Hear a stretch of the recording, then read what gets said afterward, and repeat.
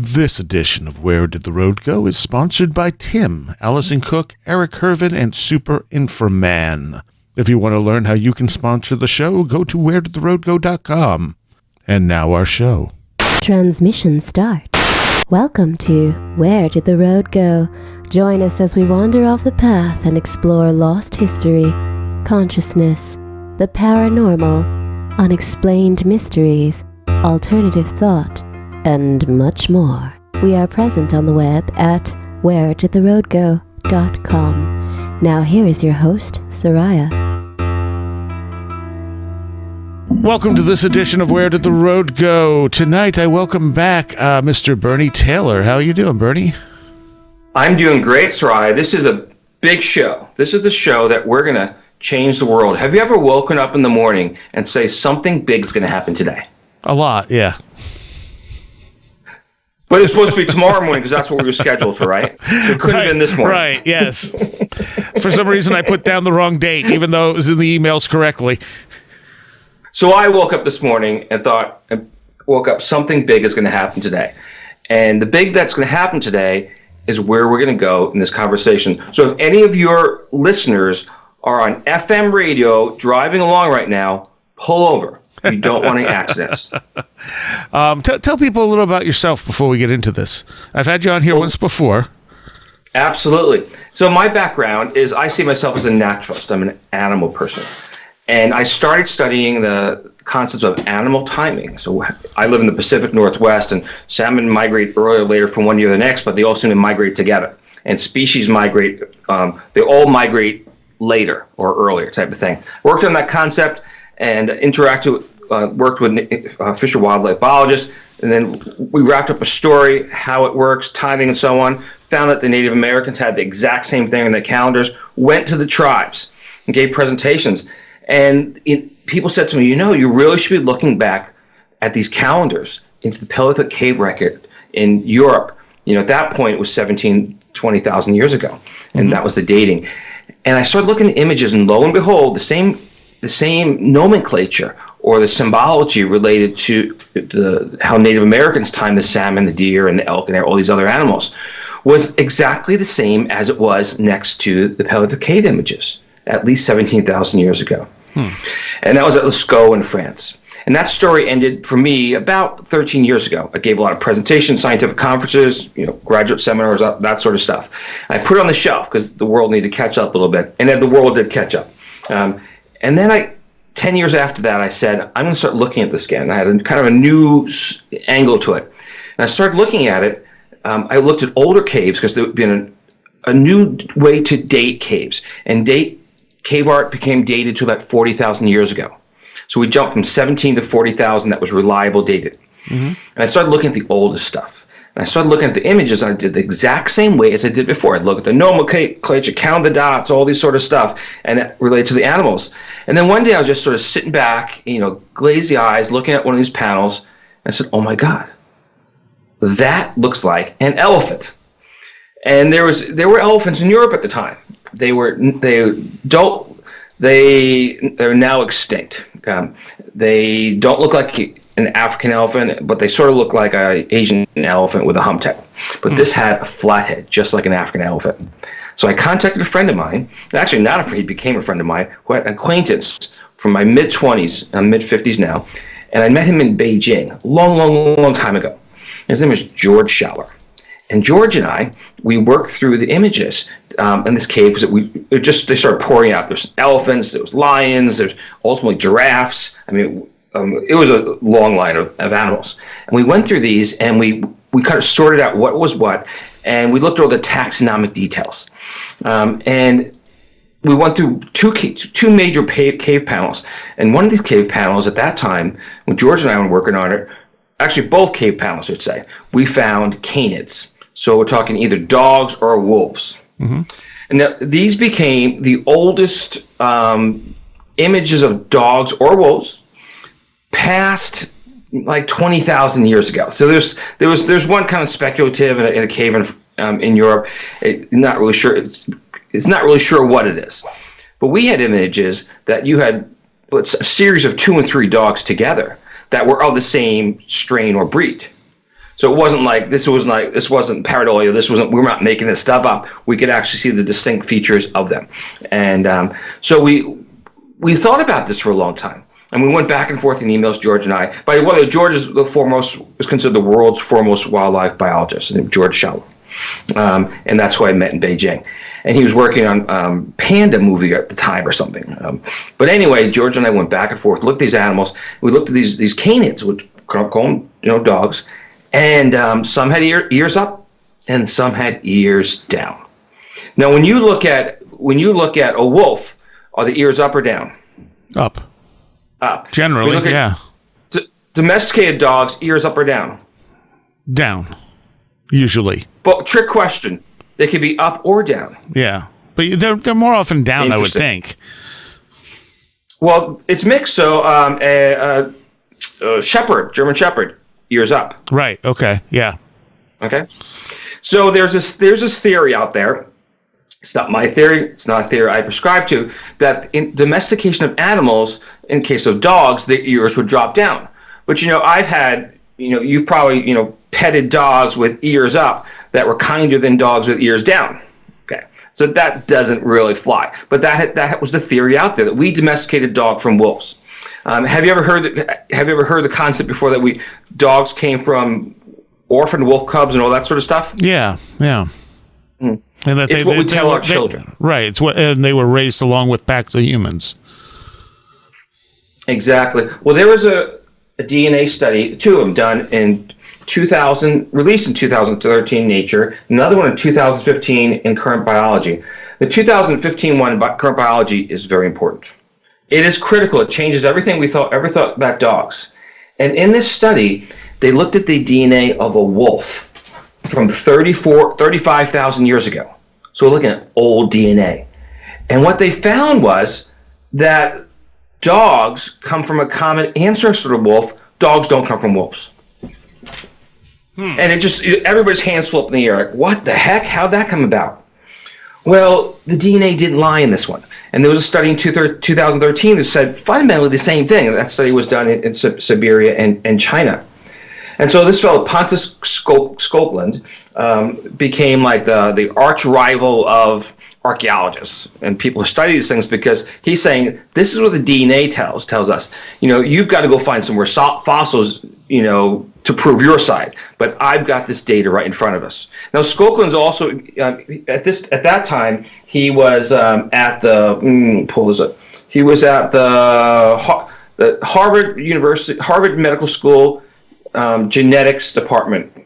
So okay. This has got a lot of credibility. And you've heard of his work before outside of dogs. He was the same person who showed that or his team, I should say, that there's Asian DNA in South America. Okay. Or I guess South Pacific, let's say Indonesia, Singapore area DNA in South America, right? As opposed to like Siberia. Okay, and that again, he said to the archaeologist, "Well, how can it be true if we don't have the archaeological evidence?" Well, the DNA doesn't lie. That archaeology is one piece of the puzzle, and many archaeologists have gone down the DNA route because they want to take control of those pieces of the puzzle. Very important. It's important. So anyway, Skoglund has a history of mucking up things for archaeologists. He also has a history of mucking up things for people who study the domestication of animals, specifically dogs. Okay. So Skoglund does a study, and he shows that dogs come from a common ancestor of the gray wolf. And the reason why people had been thinking that dogs actually the gray wolves or wolves were mixed up in genetics is that they continue to intermix. And so that gives the sort of false positive of there being dogs came from wolves genetically. But he went back 35,000 years ago and found the genes that show that this was pre-dogs mixing with wolves. And that's really important. Yeah. So the DNA is on the side of we didn't domesticate. Dogs existed before we domesticated them. Okay? And the archaeology, in fact, I'll say the fossil archaeology needs to catch up on that. And we have images now at Pelvic Cave. People go to my website, beforeorion.com, and if you're driving, just go back to Seriah's page and listen to this again. And so you do not write this down when you're driving. You can see some of these images. Okay, so the question then becomes, how did dogs become man's best friend? Yeah. So throw me a theory or two that pops to your head. It's, by the way, sorry, it's a crapshoot right now. I'm going to tell you that now. It's a total crapshoot. Your answer is as good as anybody else's. Right. Yeah, I don't really know. It's a good question. So George and I, we had a lot of email exchanges about this one. And George told me about a study he did. He's late 80s right now. And he must have done this like in his 30s or something. He was in Africa. He worked with an anthropologist. And this anthropologist had this hypothesis that man did, well, we Homo sapiens, modern man, we didn't have projectile tools. Spear throwing, you could actually throw, more than, 20 yards and hit something. We didn't have anything like that for hundreds of thousands of years, but the archaeological evidence shows that we were eating meat. Mm-hmm. So where did we get the meat from? Okay, we didn't get it from spear. We didn't get it from throwing wooden spears. Okay, you could.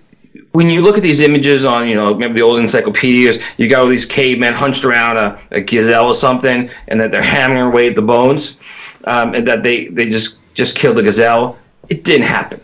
Did they just kill off the diseased ones? I don't think so.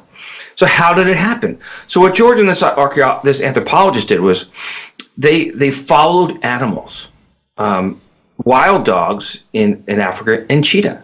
They followed them around to see if they could keep up with those animals after they had made their kill, and if they could scare them off. Oh, okay. So that would suggest, if that's true, then we were the scavengers of the dogs and the cheetahs, and so they didn't come. There wasn't any orphan dogs that came to our campfires. We went to their kill. Completely way of different looking at the world. So next time you look at your dog down the floor, you say thank you. Yeah. So here's an interesting. And George is actually a big cat guy historically, and he said, you got to go look at cheetahs. So I started looking at the cheetah literature, and in our world here in the United States, people don't have pet cheetahs, but historically in the Middle East, people have had hundreds of pet cheetahs in their homes. Hundreds. So the sultans of the period. Right. And there's diplomats were given in the last 100 years. Diplomats were given cheetahs as pets. And so there's something unique about cheetahs. Cheetahs don't breed well in captivity. Okay? In fact, it's very rare for cheetahs to breed in captivity. So what the sultans were doing is they were paying people to go out in the bush to steal cheetah kittens. Oh. And they would bring those cheetah kittens back to the palace, but that was okay because cheetahs typically have 5 to 6 kittens, and only 2 or 3 survive past the first 2 months. Okay, it's a pretty rough world for a cheetah. So, we never want to take animals from the wild, but those cheetah kittens weren't going to make it anyway. Okay, so they brought these cheetahs into their palaces. And they taught them how to hunt, or rather, the cheetah already knew how to hunt. And what the cheetah would do is the cheetah would run down the gazelle, and then they'd go to the cheetah at the gazelle, and they'd cut off a piece of the gazelle, give the cheetah's happy as a clam, because they got something. Whereas in the wild, lions or something else is going to come run and steal it away. And then the cheetah actually would jump back on the jeep or the camel, on the back. They actually rode. The cheetah didn't run side by side, their horses and camels and stuff. Cheetah went for a ride, and they could even teach those cheetahs to discern between male and female gazelle. So if they took down a female gazelle, they were not rewarded. So the cheetah learned pretty quick. So if I was out in the bush in Africa right now, and I have no food, I have no Costco and all this sort of stuff, I'd be following around a cheetah. When I see a cheetah make a kill, I'd let it do its thing, and then I'd scare it off with a big stick. And that's the world of a cheetah. because the cheetah eats almost every day, but it eats a little bit. Whereas a lion has a big gorgeous for a day and doesn't eat for a few more days. So that's the world of the cheetah, and we probably capitalized on that world of the cheetah. That's how we became scavengers, and we probably did it for dogs. And here, the only reason that we probably don't have we have dogs in our homes and not cheetahs is because cheetahs don't breed well in captivity. Right. That's it. It's right there. But cats do. But cats are pretty much worthless if you want to go hunt something besides mice. Right. Okay. Not all cats are very good mousers.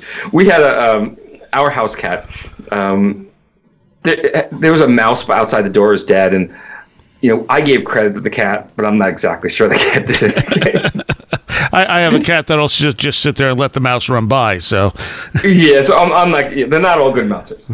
I think he found something, he played with it, and he brought it to the back door. Right. Okay, I think that's how it went down. Because I don't seem like chasing anything else, or really on the hunt, or all that sort of stuff. So as a hypothesis, going back, and this is George and the anthropologist, is they came to the conclusion that in the absence of long-range projectiles, we were scavenging off these other animals. Yeah. And then what happens is we go to Europe. Okay. Now here's something interesting about these pelvic cave images. There's one of them actually shows one end of the panel, they're European animals, and the other end has African animals, and there's a body of water in the middle with marine animals. There's a great auk, there's a bird, now extinct bird, there's a monk seal, there's a crab, there's a dolphin, and a whale. Okay. So the separation of the body of water, North Africa and Iberian Peninsula, now Spain. Yeah. There's dogs on with their ears down on the African side of this panel. Therefore, we became partners, I would say, with dogs before we left Africa. Okay. All right. So it makes complete sense. So we knew how to partner with an animal before we encountered Neanderthals. Neanderthals had lived in Europe for hundreds of thousands of years, very successful. We show up 40,000 years ago, and all of a sudden, within a few thousand years, the ones that didn't mix with us are gone. Yeah. Well, Neanderthals, there's no evidence that they had dogs, not even they ate dogs. What I think happened is that we brought the dogs that we had partnered and ultimately by that time domesticated, because they were, we brought them to Europe as partners. We found more dogs there that were so-called wild. We partnered with them. We became alpha hunting partners. We became the ultimate hunting weapon, and probably the ultimate weapon of war against Neanderthals. Because have you ever done any big game hunting? No. Okay. Well, you're not allowed to hunt with a dog in the United States. Okay. Except some places you can hunt bears with dogs. Out here in Oregon, it's illegal. Or some places you can hunt cougars with dogs, and the dogs actually run the cougar up the tree. It doesn't actually kill the cougar, and they don't kill the bears either. But most places it's actually illegal to hunt with dogs. And the reason is not because anybody's afraid of hurting the cougar or the bears. It's because it's not considered fair chase. Okay. You could walk through the woods, and you've actually probably walked through the woods. Yes, I have walked through the woods. Many times you walk through the woods, and you've walked by deer, and they just jumped out at you. Mm-hmm. And the only reason that you saw the deer is that because they jumped. Mm-hmm. Well, if you had a dog, it wasn't going to take that long for you to see those deer. Okay. And so it's not considered fair chase to hunt with a dog, because you can actually if you're hunting with a rifle, you miss a shot, the deer runs away, your dog can run after the deer, the deer's panting away, you get another shot at it 10 minutes later. It's illegal. I did not know that. Yeah, you can hunt waterfowl and upland birds, chukar, grouse, pheasants, all that sort of stuff. But so remember that when next time you go hunting, you're not allowed to bring your dog. Okay? Which will be never. Never. Okay. So anyway, it's illegal, not considered fair chase, and the reason is because it gives us an advantage over the animal. that we're actually hunting. It's a pretty big deal. Out here in Oregon, you're allowed to hunt, at least I'm not sure what the rules are this year, but historically you've been allowed to hunt cougars with dogs. And you get a lottery, they give like 10 out, 20 out per year passes. And everybody who has a dog knows how to hunt a cougar, they get a cougar. The cougar runs up the tree to shoot him with a handgun.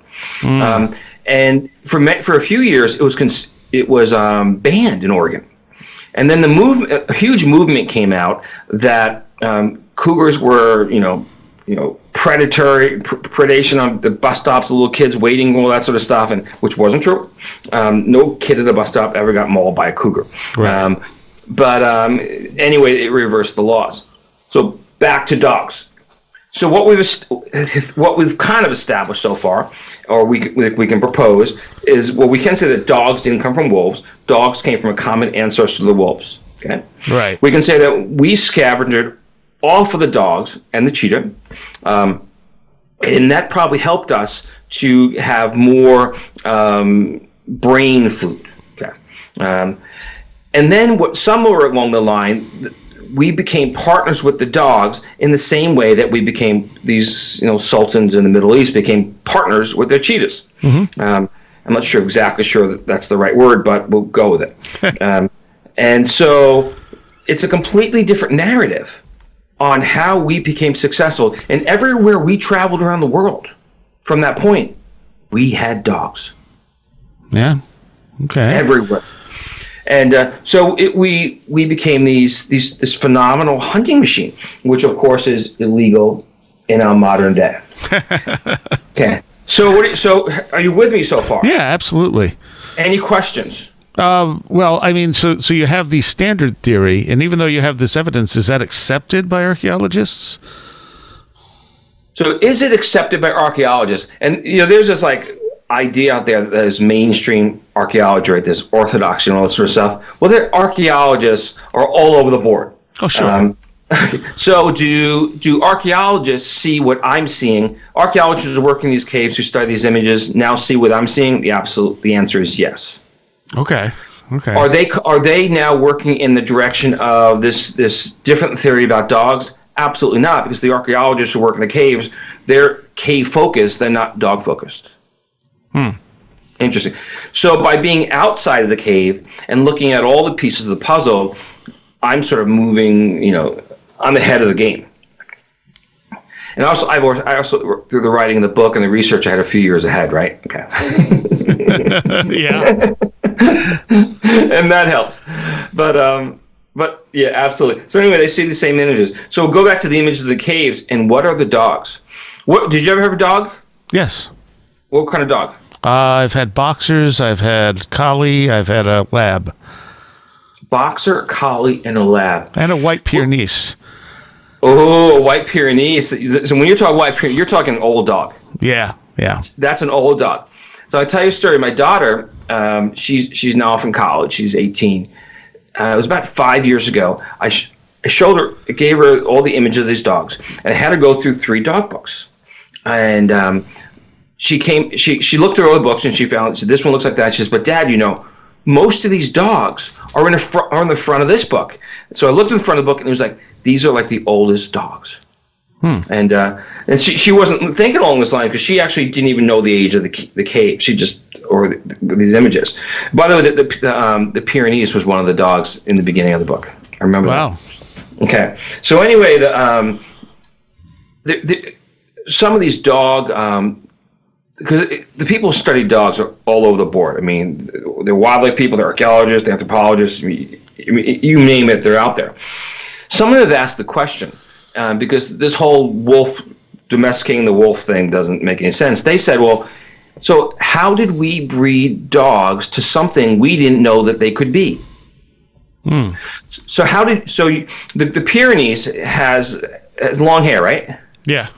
Okay. So you talk Pyrenees are the mountains in France.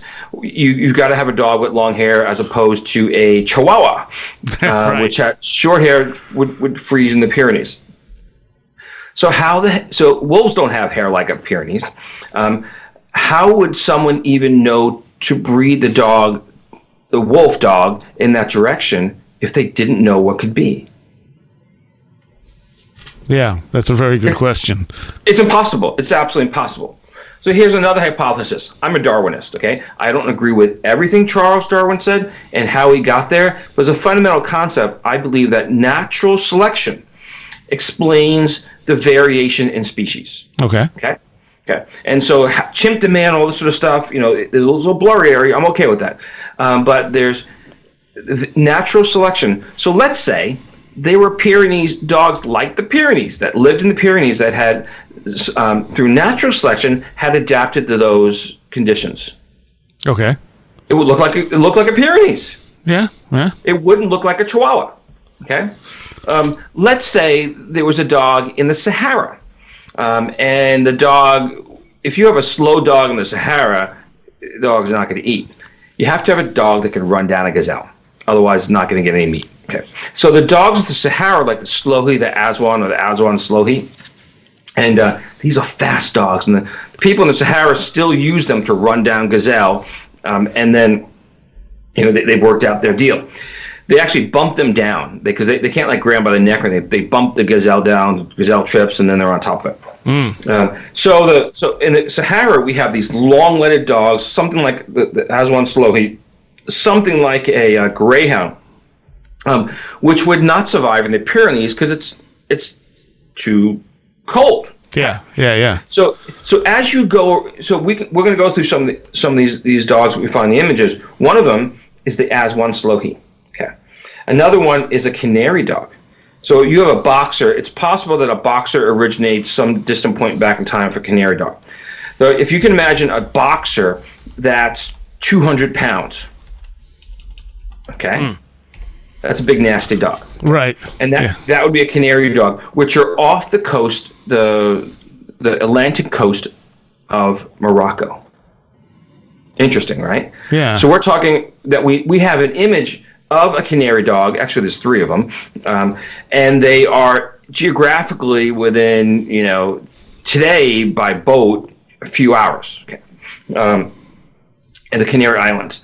And we have the Aswan Slohi, which is across the Strait of Gibraltar from Spain, where these images, and Gibraltar, a few hours across into the Sahara Desert. Very close proximity. Another one, this odd-looking dog. It looks like a Majorcan shepherd dog. Have you ever seen one? No. Yeah, I've never seen one in the real world either. Because again, it's one of those dogs that Majorcan Islands are off of the Mediterranean side of Spain, and it's a local dog. Hasn't gone very far, very much like the canary dogs. And so we have these dogs they're isolated on their own islands in that same part of the world. The Canary Islands for the canary dogs, the Slohi, the Aswan Slohi, the Sahara, which is like its own island, and the Majorcan shepherd dogs. And so the reasons we still have those dogs there today that haven't changed from the images is because they were isolated. Interesting. Right. And they also were they found their own conditions in those places that made them successful. Okay. Like the Pyrenees.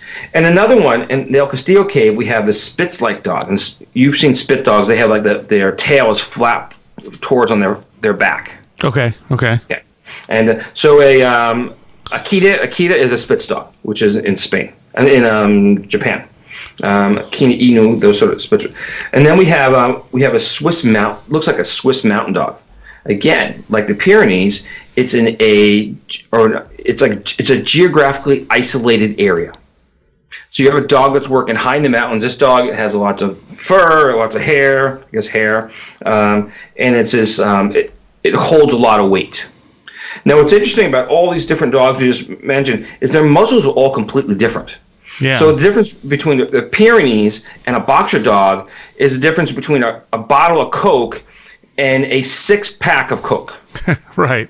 I mean, that's the difference in terms of the shape. Yeah, definitely. And so we have these shapes so far of the muzzles so far back in time, which suggest that there's a natural selection that created those environmental conditions that were most conducive for those dogs to live in those places. And as we came to those places and encountered those dogs, we then learned how to partner with the dogs. how long back would it be for that type of selection to happen? Like, how old would dogs have to be as a separate breed? So the study, the Scopland study, he found that at the earliest point in time, the dog diverged from this came from this mother canid 27,000 years ago, and as far back as 40,000 years ago. So in his range, you've got about 10,000. We've got 10,000 years. Now, there's other DNA studies that suggest that dogs go back 100,000 years ago. So what they're saying in those studies, they're saying there's multiple origins of the domesticated dog. So it could be tens of thousands of years, but it all depends on which dog you pick up, how long ago it had diverged from that common ancestor, or multiple common ancestors, because there could be everything didn't come from this one the ancestor of the Siberian wolf, or the common ancestor, because there could have been other common ancestors across in Africa and Europe and Eurasia. And so the genetic data says the possibilities out there for tens of thousands of years. So how long does it take? I don't know. But here's an interesting analogy. In Pelvic Cave art, we have horses. In fact, if you ever see Pelvic Cave art, the most common image you'll see is a horse. Right. Okay. And a lot of those horses, you see all different kinds of horses. You have Celtic, Siberians. You have strains that look like a Przewalski's horse, which are like what Genghis Khan rode. Looks like kind of a doggish face. Horses that look like Arabian strain. You have a wide range of horses. So, and those horses weren't domesticated until about, as far as we know, as best we know, about 4,000 or 5,000 years ago. That's not that long ago. No. Okay. And so if horses could have evolved to all those different breeds, some of them still exist today. Why couldn't dogs have done the same thing? No, and all those different varieties of the horses are suitable for their natural conditions where they were. Okay, so this Przewalski's horse is kind of it's about 2/3 the size of an Arabian strain, and they count these things in hands. And it's stocky. It's got a kind of flat muzzle. It's perfect for it'd be equivalent of like a dog. It's like it's the Swiss mountain dog of the dogs. It's compact. It doesn't run very far. It doesn't run very fast. It's a high mountain grazer. Okay. And so you have these features of these dogs that depict these horses that depict in Pelvic Cave art, that there's such a wide range, just as we find now in these images of the dogs. So it's possible through natural selection, as Darwin would have said. They evolved in their own ways, and we capitalized on the natural selection. So when we look at like 12,000 years ago, when the Ice Age suddenly ended and we had that sort of cataclysmic break, how much would that have affected the diversity of dogs? Very little. So you're talking about the Younger Dryas, all that sort of stuff, right? Right, and the end of the Younger Dryas as well, where the sea level rose. Yeah. So there's comic. Have you ever had the comic impact people on your program? Yeah. Okay. I'm going to tell you something about comic. So there may or may not have been a comet impact, but if there was, it would have nothing to do with anything to do with human beings. So what happened? Here's in the Pelvic Cave art ends about 12,000 years ago in Europe, which is synchronous actually to the what they're saying is the comet impact. Right. But you know what happens? Less than 100 miles away, it explodes 12,000 years ago. Explodes in the Greater Sahara area. Okay. The people migrated across the Strait of Gibraltar into West North Africa and now Morocco. And that's why there was a shift in population in Europe. Because what happened 12,000 years ago is the Sahara greened. Yes. Prior to 12,000 years ago, the Sahara, for let's say 20,000 years, the Sahara was arid. 12,000 years ago, lakes explode. Lakes larger than the Great Lakes of the United States explode in the Sahara. They're now below ground, and people tap that water for the cities in the Sahara region. Okay, so there was no decimation of people due to any comets. But what did happen is that the resources became better in the Greater Sahara region than they did in Europe. So there are fewer people in Europe at that time. So none of this stuff needs to be explained by a comet, and maybe there was, maybe there wasn't. Okay. What also happened 12,000 years ago is we have the advent of agriculture, and that's part of the whole Göbekli Tepe story. That about that time, agriculture emerges, and people moved across the Mediterranean region into Europe, and they become agriculturists. And when agriculturists move into the area, just as white guys from Europe came into the United States, how'd that work for the hunter-gatherer Native Americans? Yeah, not well. Yeah, it didn't work well. Yeah, it didn't work well. Exactly. That's the most political way to say it. And so the same thing probably happened in Europe at that time when agriculturists moved into Europe. And at the same time, good for the hunter-gatherers and the cave artists and their people is that the Sahara was like, South Africa today. Huge lakes, there's elephants roaming around and giraffes and everything else you could possibly imagine. Great hunting opportunities. Those lakes dried up, or actually they dried up and seeped below the ground about 6,000 years ago. And right. Then the people migrated east or west, and going west they went into Morocco, and going east they went into the Nile Delta. Okay. And so the Nile, the ancient Egyptian peoples were populated by people across these wetlands that dried up and moved into the people moved into the Nile.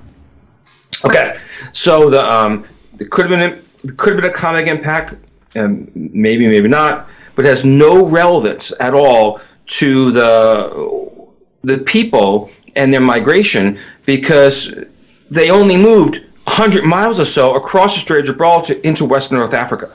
Right. But I think the Sahara greened because of the meltdown of the Ice Age.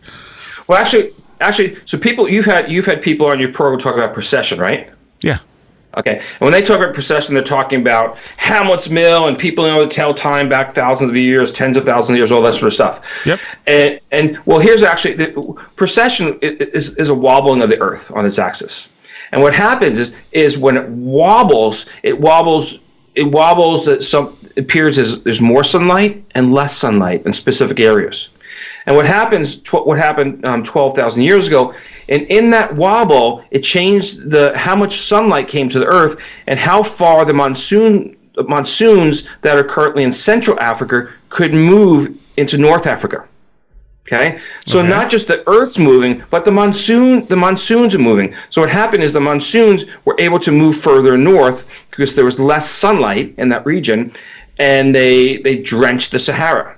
It's going to happen again in about 5,000 years, which will prove actually that's not my hypothesis, but the climatologists, people who study these things, will be proven again 5,000 years. So here's a good land buy tip, realty, buy in the Sahara. Yeah. And in 5,000 years, you got to hold it for 5,000 years, but it's going to be pretty sweet in 5,000 years. Okay. So the Procession is important. The Younger Dryas is important, but I believe that the Procession, which the climatologists, how that works, Procession created the monsoon rains over the Sahara, which drenched them, made huge lakes, as large as the Great Lakes, which made the great hunting conditions for these phenomenal, formerly bison, reindeer hunters in the Iberian Peninsula. Okay. They brought back these incredible skills that they had fine-tuned. So I have debunked 3 things tonight. 1, dogs come from wolves. Mm-hmm. Okay. And the concept that we rescued wolf cubs, either one of those, dog the rescue. Okay. We've also thrown out the why comet impacts have had this huge influence on us as human beings. It sounds great. You're looking for, you can just as well say God did, okay? And the third one is, what does procession really mean? And how has it affected us on Earth? It's not about building a time cave art or whatever Hamlet's Mill thousands of years back. It's about how it's changed the climate on our Earth. Climate change is real. And whether you believe it by humans or by the natural circumstances, climate change is real, right. And it's continuing to happen in a very big way. So, you got any questions?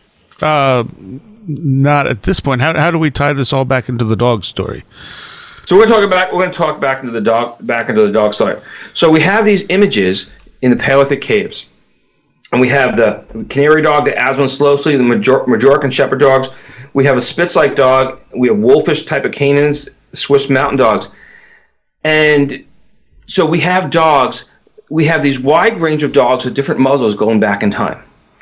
And then we encountered those dogs. We mixed and matched those dogs. Mm-hmm. And those dogs, what we also need to do is, there's this funny thing about dogs. When dogs meet other dogs, they do their thing, right? If you are going to have a breed of dogs, the last thing you want to do is have that whatever the heck dog down the street come mix with yours. Right. So what probably happened is we killed off all the dogs, or so-called, let's say, wild dogs. Okay. We probably slaughtered them, and we probably used our own dogs to do it.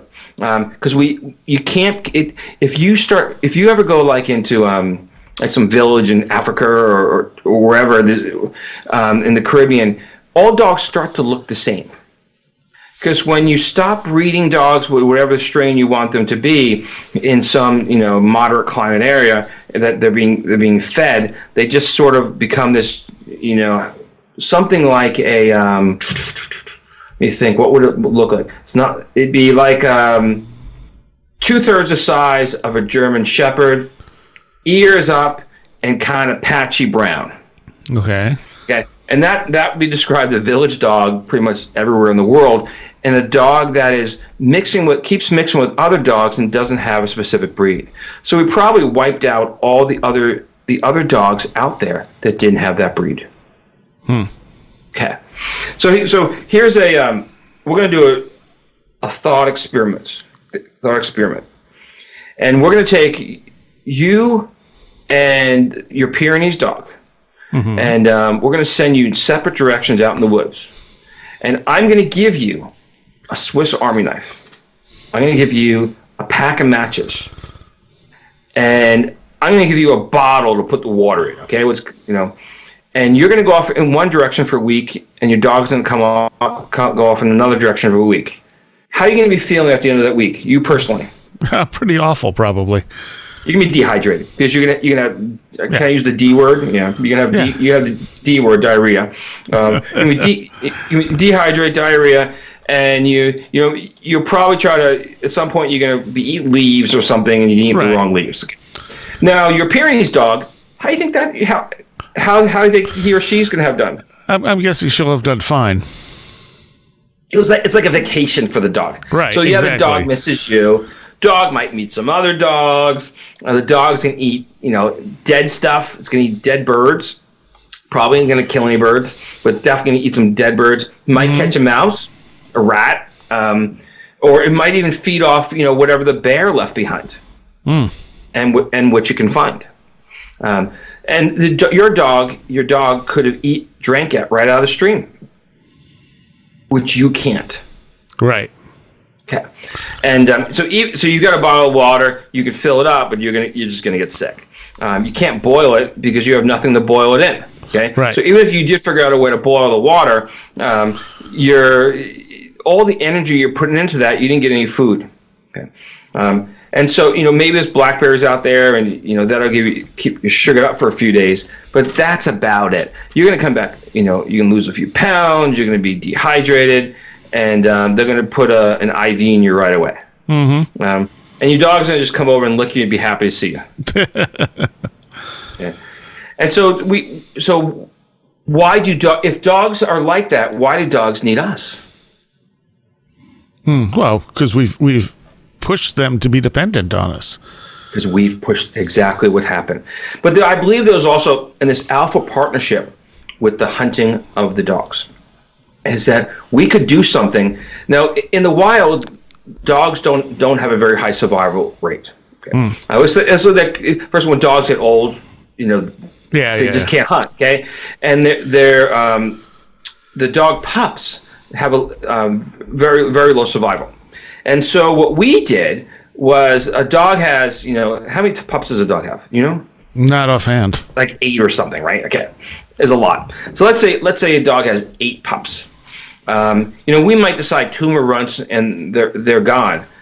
There's still 6 pups left. And in the wild, that dog was not going to have their 6 pups raised to maturity. There's just no way. Okay.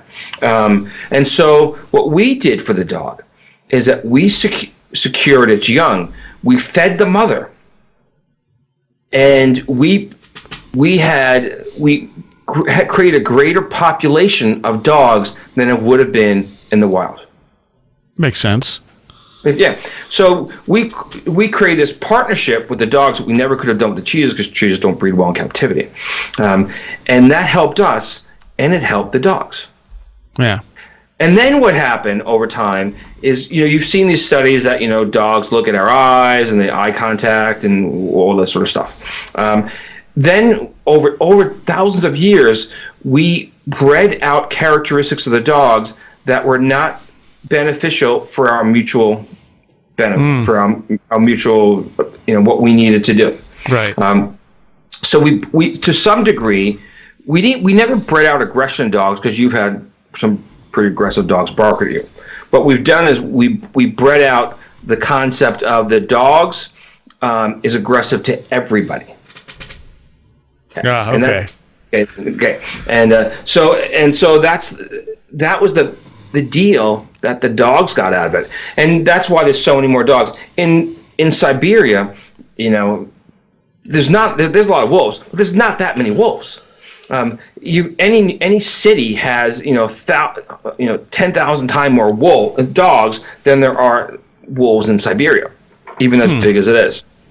And so what happened was, we created effectively puppy mills by breeding dogs that we could protect them. And then also what we did was, this is something the dogs can't do, and something the cheetahs couldn't do either, is that when a dog made a kill, they could eat it until a bigger predator came along. Right. So bears, hyenas, it could be in Africa, hyenas, lions at that time were in both Europe and Africa, and cougars, which in North America. So the dogs that we became alpha partners with got more food, because we could protect the food from the bigger predators. And then what we probably did is, remember I mentioned these canary dogs, these huge dogs, like 200-pound boxers, but with like a real jaw. They probably became the dogs that we protected the food with. In ancient Babylon and Sumer, they used the equivalent of a canary dog to fight lions in the ring, and actually to hunt lions as well. So there is why do you need such a huge dog? The dog's not going to do any good hunting for you, because it's not fast enough. Right. But you can use it to protect your family and your food and the other dogs. So why we have these mix of dogs on these panels may be because they had multiple breeds of dogs that they utilized for different things. That makes sense, yeah. So here's an interesting story. Hercules visits Hades. He goes to Hades on one of his labors, and he's supposed to tame the Cerberus or something like the Cerberus, the 3-headed dog. And I've never seen a 3-headed dog. I'm pretty sure the Greeks never saw a 3-headed dog either. So where did they get the idea from? Well, in one of these cave images, you have 3 overlapping dogs, and these are the canary dogs. And so you have the body of effectively one, and you have the heads behind it, because the dogs are actually they're depicted as next to each other, but in a one-dimensional image, they look like they're on top. Well, I believe that three-headed dog image is what became the Cerberus of Hercules. That's interesting. Now, in the same cave panel, there's two dogs, actually the Aswan and Slohi, that overlap with each other. And in one of the earlier labors of Hercules, he slays Orthros, which is the two-headed dog. Oh, I'm not familiar with that one. Exactly. Orthros is also depicted, is actually considered the same as the star Sirius. Have you ever had anybody on that talked about the Dogon and Sirius B and all that sort of stuff? Yeah. I've had Laird Scranton on numerous times. Smart guy. This is where I believe the source of the Dogon Sirius B is that in this Pelvic Cave panel, you actually have this human-like character, and he is the constellation Orion. Okay, and you can work back the stars on his body to the flanks of this Aswan Slohi dog, which actually has the stars on the side of the body. Okay, it has two stars, and actually the stars overlap with each other, so it's like 3D. So what you have is you have this Orion type character, and you have these Aswan Slohi dogs, the star on the flanks, and the Aswan Slohi dogs are one in back of the other. Would give the impression that there's either two-headed dog, or the dog has a pair. There's a pair of dogs. Okay. So let's say someone who had intercepted with the Dogon, and they saw this image. They would say, well, there must be, if Sirius is the dog, then there's two dogs. Therefore, there must be two stars. So you think it was just coincidental? I think it's complete coincidence, like 100% coincidence. Now, if you've gone to my webpage and you see I do a lot of astronomy presentations, kind of to astrophysicists and stuff, and I go through the images, and I show that the ancient Greeks had lifted their entire constellation record from these Pelvic Cave images. And the same animals and the same order that the Greeks had their constellations. So the Greek constellation record goes back to at least 34,000 years. Okay, and people can argue, well, maybe this one is this, maybe it was that. But if I've got I have the exact same animals in the exact same order, same animals and animal beings and human beings, the same order as the Greeks had them, and I can actually show that I can use a Starry Night Pro, it's an astronomy program. I can show it on the screen that they're exactly in the same places at the same time, and can do it 34,000 years ago by turning it back. Okay, so Orthros in Greek mythology was Sirius, and it's a two-headed dog. Hercules kills the two-headed dog as he tames the Cerberus, and it's in the exact same place as the Canis Major is, and the stars on the flanks of these dogs are in the same as where we would find Sirius, and Sirius B would then be the second dog. It actually is a male in the fore and a female in the back. So we resolved, where does Sirius B come from? What about Native Americans and stuff? Where did the dog come from in that case? Native Americans came from Siberia, and they brought the dogs with them. But here's an interesting thing. I do it in slideshows, and I start off. I say that there are three constellations that people see around the world. One of them is Orion as a hunter or hero. So not everybody sees it, but you can find it on all the continents. Right. But Orion kind of looks like a man, right? I mean, you can look at the sky and okay, that's a man. Okay. So you can't say that Orion, the constellation, through the myths or knowledge of people, traveled around the world because it looks like a man. Okay. So Ursa Major is the next one. So Ursa Major looks like a legged animal, and so in the Inuits look at it, they say it's a reindeer, and in the ancient Greeks said it was the she bear, and Native Americans in the northeast United States, there's a culture or tradition that Ursa Major is a she bear, and you might have heard that story. Okay. And there's other places in the world that you find Ursa Major as a she-bear, but typically as a legged animal, meaning that it looks like a legged animal. Okay, so we can kind of mark that one off and say, hey, you know, that doesn't show that people travel around the world and carry the constellation.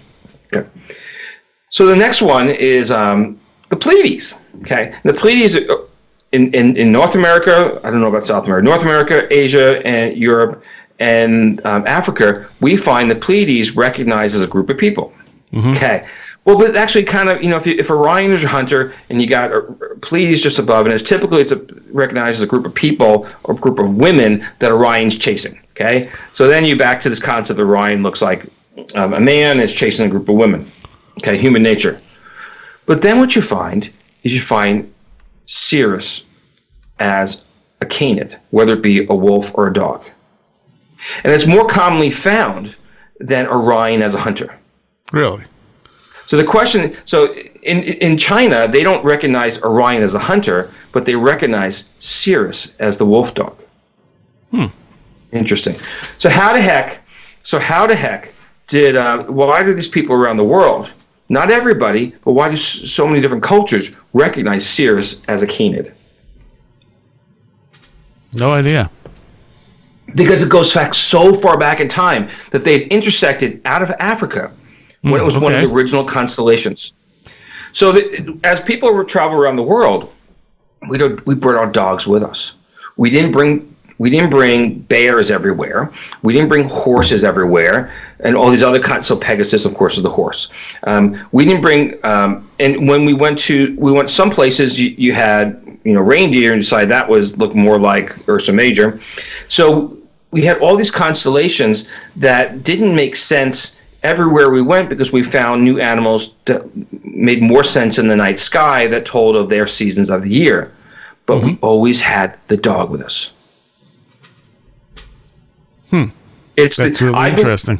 So I believe that so Orion is, it's, as I say, it looks like a man. It's not definitive. Legged animal for Ursa Major, but Sirius doesn't look like anything except the brightest star in the night sky. Right. I mean, why not make it your cat, right? Right. And speaking of that, when did cats domesticate us? So I'm not an expert on cats. As I spoke earlier, I have some research on cheetahs. But the belief is that cats came into our world when we became agriculturists, and they became guardians of the greenery. Huh. That's the belief. But there are not feral cats. So there are cats that have never been domesticated throughout all parts of the world. Really? Yeah, and so that's a concept. There's cats don't come from, a lion or something that we tamed. Right. I think it's just the same thing. Dogs from wolves. It just didn't happen. But yeah, there are cats all around the world that never been domesticated, and so yes, it's believed to go back to the point that we needed them, or it was beneficial for them to hang around with us. But I'm not exactly sure if any cat is actually domesticated. Yeah, well, that's why I said, when did they domesticate us? Yeah, because years ago, so I'm out in Oregon, and there's this place in Central Oregon. Central Oregon is high desert, it's arid, okay? And a friend spent the winter out there at a camp, a research camp, and they decided that didn't want to bring the cat home and let the cat, the person was going to come back the next winter. So let the cat go. And there were rumors that people heard the cat. And seven months later, this person came back, a researcher, and the cat just walked into the cabin. Lo and behold, people had seen, there was rumor, there was myth, all that sort of stuff. So the cat did just fine out there, not being fed, eating whatever the heck the cat could find. And this is a place of rattlesnakes and cougars and like real predators. And so the cats can go wild, feral, whatever the story is, all by themselves. And dogs can do it to some degree, but we don't. We're more likely to allow cats to run free than we want to have dogs run around the neighborhood. Oh yeah, definitely. Sure. Yeah. So that's it. That's good point about the cats. We have a house cat. The cat didn't come with me. Cat's furry and it's nice, and listens usually when I'm on the phone or a podcast or scratching on the door or something. So someone's holding that cat back right now somewhere. But yeah, so we've covered some ground, haven't we? We talked about the Dogon. We talked about the Younger Dryas and the Comet and the Sirius B and Procession. An important concept, different perspective. And we also talked about us traveling around the world with dogs. And dogs changed as whatever dogs we took over when we lived in Beringia, those dogs changed, shed some of that hair by the time they got down to Mexico over thousands of years. Right. So yeah, it's an important concept and makes us rethink who we are as a species. Are we really so smart, so clever, so fast, and all these things that we think we are? Could we have done it without our best friend? And I've seen reports that the Neanderthals may have been actually considerably smarter than us, and there's some puzzle as to how we wiped them out. Oh, absolutely. I believe this is one of the reasons. Neanderthals' brains, well, actually, the area in their skulls is where you could have a brain is much larger than ours. Okay, but there was this case of this fellow, and I can't remember the name, and he had some sort of brain injury. They brought him in, and then they opened up his skull, and they found that the mass of his brain was 10% of what yours is. Right. It was all liquid. It's all liquid, yeah. And it's happened a few times. Yeah, and so the question then became, and this person he'd lived normally, had family, kids, job, the whole thing. The question then became, well, if this guy was only using 10% of his brain, then what are we doing with the rest 90%? Yeah. Yeah. And so when people say that, so this is for all the listeners out there, when people say that we only using 10% of your brain, it goes back to that guy. The first guy that they found only had 10%. It wasn't like dense matter. It wasn't, the Big Bang sort of thing. It was, there just wasn't a lot there. And so it asked the question, how much intelligence do we have in our brain, and how much do we actually use? And what's the brain really for? And what's the brain really for? Well, they say it's not holding consciousness. So what the heck is our brain doing if this guy functioned? I mean, he was a completely normal person. Yes, yeah. There was a case where the guy was actually hyper smart. He had gotten into an accident and died. And when they did the autopsy, when they were trying to save him, they realized, oh, this guy has like no brain. It's all liquid. And they came out to the parents and they said, we're very sad to tell you of the loss of your very special man. And they were like, very special man. What does that mean? And they said, well, he must have been very much impaired. And they said he was a genius.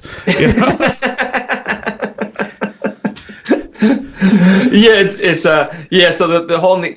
So this is so you actually brought Neanderthals. That's a good one. Okay. So actually, in my book Before Rhyme, people go to the webpage, they can see more about it. I talked a lot about Neanderthals. Now this is what Neanderthals didn't have, and Neanderthals did not have art. Okay, and you will see places that say Neanderthal first abstract art, all this sort of stuff. It's complete nonsense. Okay, and I'm gonna tell you it's nonsense because it's the Gorham's Cave where they say they have this abstract art of Neanderthal, which is actually the same place that I find the dogs and other animals. And and the whole study was fraudulent, and it continues to be so in what they're doing.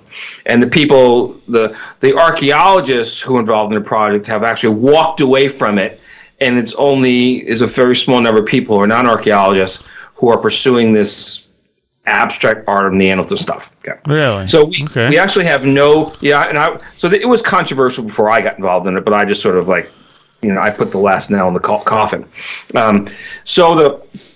There is no evidence that Neanderthals made art. Zero at all. But Neanderthals were in Europe for hundreds of thousands of years, looking at the same thing we were. How come they didn't see art? Mm-hmm. So give me a theory. I don't know. It's also possible. It's also possible we haven't found it. You know, I mean, we find so small amount of what's actually out there. I mean, it's only the stuff that survives, and the older it gets, the less we're going to find. It's possible. Okay. Have you ever hear of pareidolia? Yeah. Okay, so have you ever anyone in your program that sees the face in Mars, all that sort of stuff? Sure. Yeah, we're hitting them all, aren't we? Okay. And so the face in Mars, there is no face in Mars, but people do see the face in Mars, and that is normal. Okay? And there's no question about that. When you might look at the clouds and see faces, that's called pareidolia. And it's really important because it allows us to see art. Okay? So we can see absolutely abstract art and understand and walk away to think that it's art. So let's consider this. I'm going to tell you what Picasso said about the origins of art. And Picasso said, I'm going to pull up the actual quote. Picasso said, well, I don't actually have the right quote in front of me, but Picasso said that man first looked at the rocks and he first looked at the cave walls and he saw a line. And from that line, he extended it. And that's how art was created. Okay, so he saw glimpses of images in the rock and in stone, and might be the shape of a stone, and then he improved upon it to make it look something real. Okay, so what Picasso is saying is that ancient man or Paleolithic man used his pareidolia to take it one step further. Okay, he made his vision of what is not there into something that is there. So when he looked at the face of a mountain, and a lot of mountains, the ridge line looks like faces, right? It's a thing. Sure. Or he looked at the clouds, he saw faces. He then took that when he traveled to places that he couldn't no longer see those mountains or see those rocks. He redrew them where he was, because in the places where they started from, they were his equivalent of the gods, because they were animists. There were people who believed that the gods, the mountains and the rocks had spirits, and the rivers and everything else.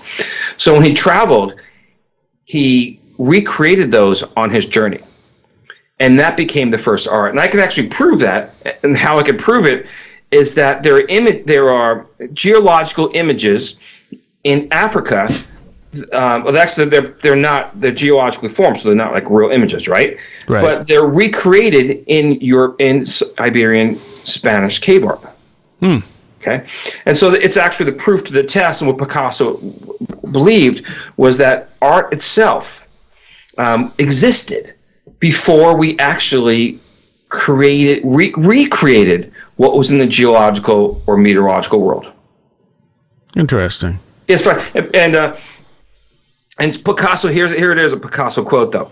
It is not sufficient to know an artist's works. It is also necessary to know when he did them, why, how, and under what circumstances. Someday, there will undoubtedly be a science. It may be called the science of man, which is anthropology, right? Okay. Which will seek to learn more about man in general through the study of creative man, meaning Picasso. I often think about such a science, and I want to leave to posterity a documentation that will be as complete as possible. That's why I put a date in everything I do. Now, Picasso is famous not for what he did before 1906, but what he did after then. His first Cubism work was called Les Dames d'Avignon in 1907. And you have these masks on these two women. It's kind of ghoulish. Mm-hmm. Those two masks came from the Altamira Cave. And what they are in the Altamira Cave is they're two natural irregularities, geological irregularities in the rock that the cave artists put eyes and mouths on. Picasso lifted them exactly as they were from that cave, and he put them into the two characters in Les Dames d'Avignon, and they're both considered to be the mayors, okay, in the painting, okay, and in the cave art, the cave images, they have the faces of kind of a mare, okay, horse, female horse, and so Picasso is saying that art existed, and then we recognized it. But it didn't become art in our sense until we actually transformed it. So when the Paleolithic cave artists used charcoal to create the eyes and the mouths on those irregularities, that became the art. But it was before them. It was the spirit of the rock that looked like the mare, so the horse's hips. Right. Huh. And so that's a different. So what Neanderthals probably didn't have was either the ability to see the pareidolia that they couldn't see, because some people have like injuries and they can't see pareidolia. It's a thing. Right. And so maybe they didn't have that ability. Or here's another hypothesis, is they had the ability, but they didn't travel very far, because they actually didn't travel very far. Whereas we traveled long distances in a matter of a few years. And because they didn't travel very far, they didn't recreate it on their journeys, because it was their sacred in that moment. Okay. All right. So two possibilities. My guess is, number one, is they didn't have that brain capability, or that's, some people would say it's, brain, you're crazy, right?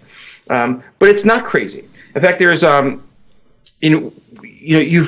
heard of the schizophrenics. They see a demon in every bush. The clouds are attacking them and all this sort of stuff. I don't think they're crazy. I feel for all the families that have people with mental illness in their homes, and how they support them. I don't think these people are crazy.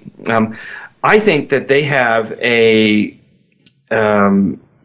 stronger ability, and that allows them to see things that you and I normally wouldn't see. Just as some people can't see any pareidolia, a lot of people see pareidolia everywhere. And that becomes a demon jumping out of a bush. And that's a horrible way to live your life.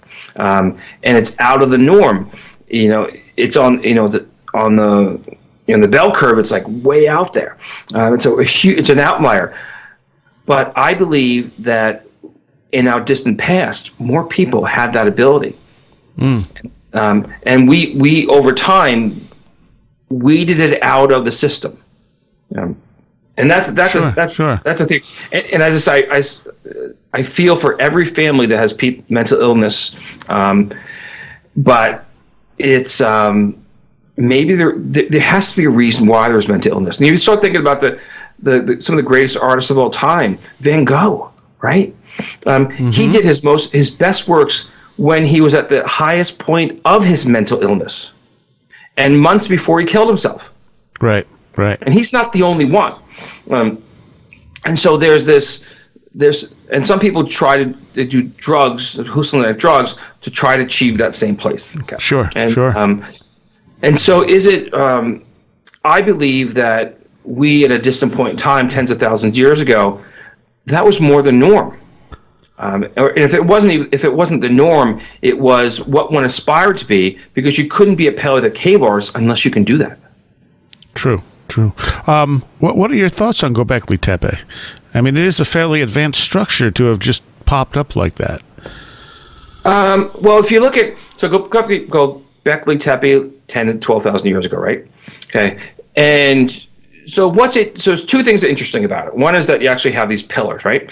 And so that's why we don't have earlier stone structures. Okay. So that's kind of interesting. We'll probably find some more over time. In fact, they're actually digging up more in Turkey right now. Right. That doesn't. Now, the other question is the amazing artwork. Well, the reliefs, they're okay. Compared to this Pelvic Cave images 34,000 years ago, which means 24,000 years ago, 30,000 years before Göbekli Tepe, you have incredible artwork. If you compare in these cave images to Göbekli Tepe would be like a third grader, and this is a master's in fine arts. That's the difference.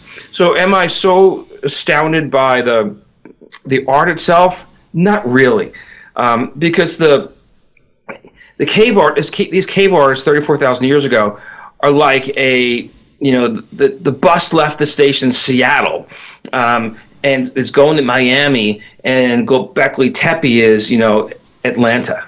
Okay. All right. It's relative concept.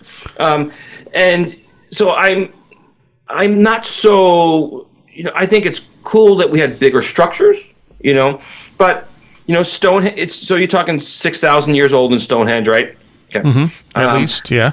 Yes, at least 6th, 7th. But so we're not really.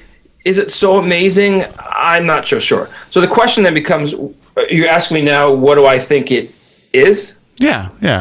What are your thoughts on it? Okay, so number one is the so-called vulture stone. It's not a vulture. Okay, there's no vulture that looks like that. And so, if it's not a vulture, what is it?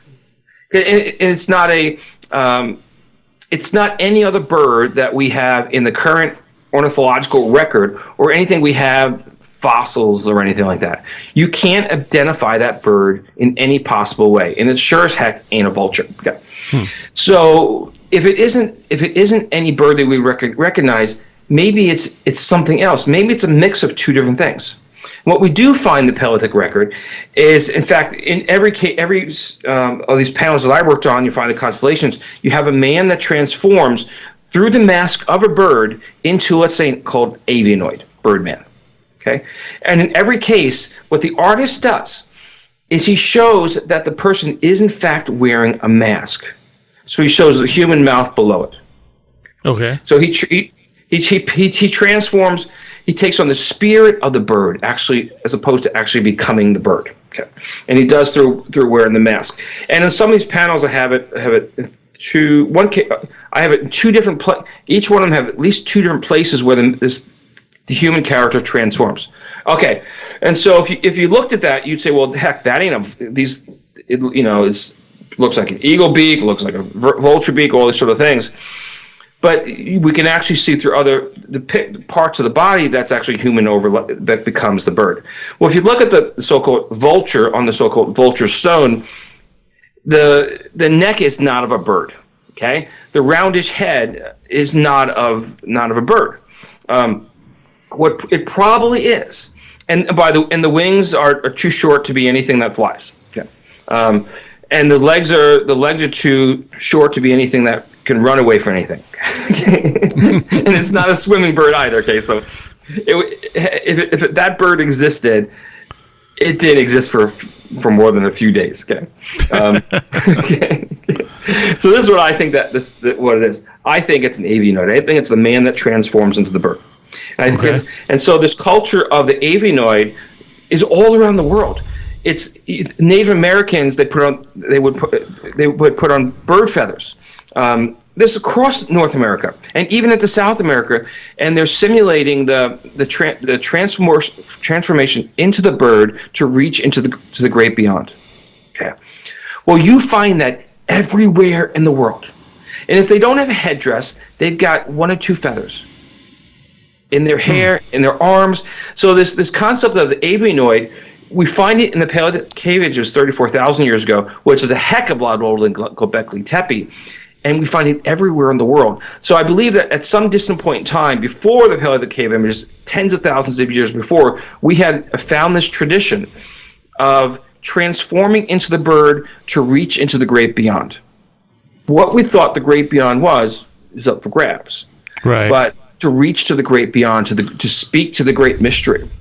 So what I think the so-called vulture on the so-called vulture stone is, I think it's an actual avianoid. It's the mix between the human and the man. So its back is roughly northwest. It's actually northwest. Okay, to that.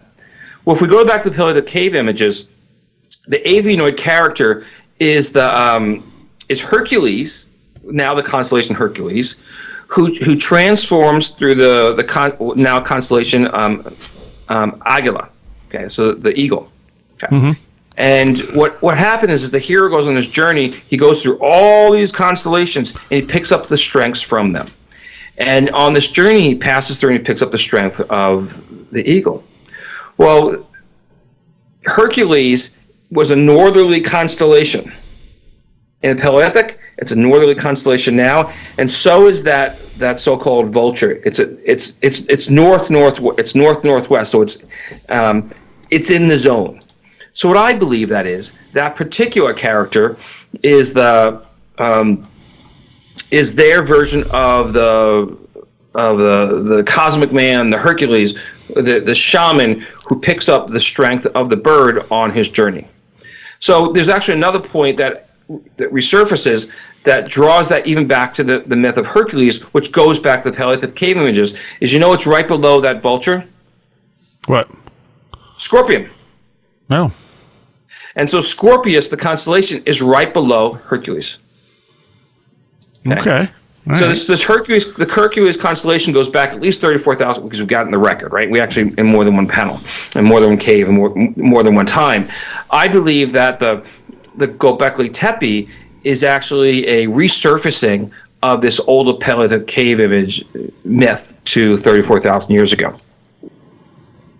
Okay. It's not a stretch at all. And so if you look at, if early we talked about Cirrus as a wolf or a dog finding in North America. Well, people in Beringia, they came down 15,000 years ago, but they arrived in Beringia about 22,000 years ago.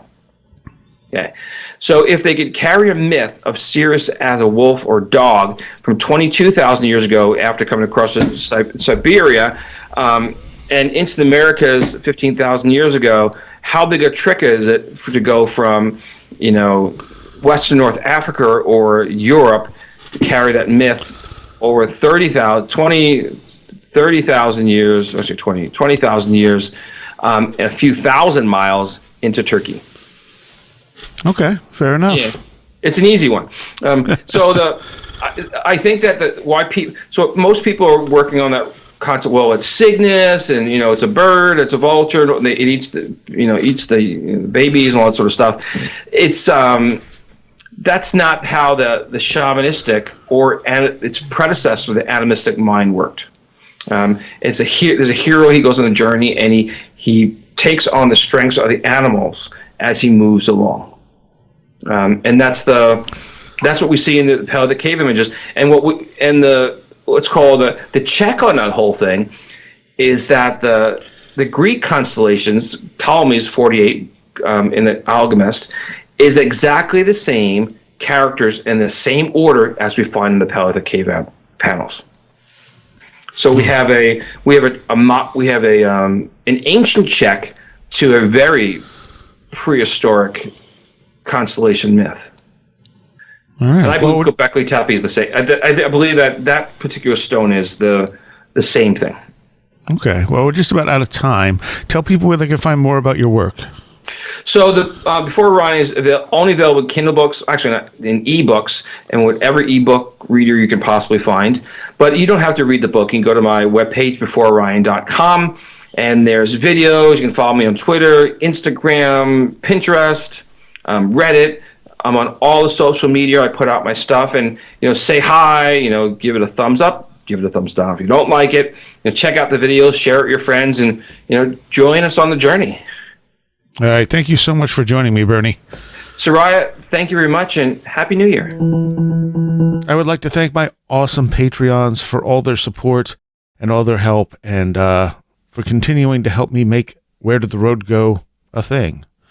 So I would especially like to thank those of you pledging $10 or more: Tim, Allison Cook, Eric Hervin, Super Inframan, Rob Drummond, Alex Whitcomb, Nadine, Damian Tallman, Edu Camahort, Tactical Therapist, Janet Bunderson, 36 Dingo, Maria, Jennifer Campbell, American Rambler, Kevin, John Rutledge Foster, Eric Citron, Andy McNamara, Sasha Jorg, Matthias Sunby, Dominic O'Malley, Christopher Vaughn, Riker and Stark, Sean Cosgrove, Jose A., Roger Gonzalez, Craig Cicernos, Lindsay Jackson K., Alfred Tuttle, Kevin Schreck, Patricia Giaquinta, William Lovelace, Mark Brady, Chris is a hot dog a sandwich, and Carla Mahoney. Thank you all so very, very much. I hope you enjoyed that episode. It is the first of 2020, and plenty of great stuff coming up here in the next few months. And at the end of this month is our 7th anniversary. Started this on January 26, 2013. That was the very first show. And I hope we'll be doing a UFO history show as well with Mike Cleland and Aaron Gullius. And who knows what else waits at the wings. All right. See you next time. You have been listening to Where Did the Road Go? This show is made possible in part from our Patreons. And we thank you and everyone listening for helping us continue this exploration of the strange. You can always find everything Where Did the Road Go related at www.wheredidtheroadgo.com. And thank you so much for your support.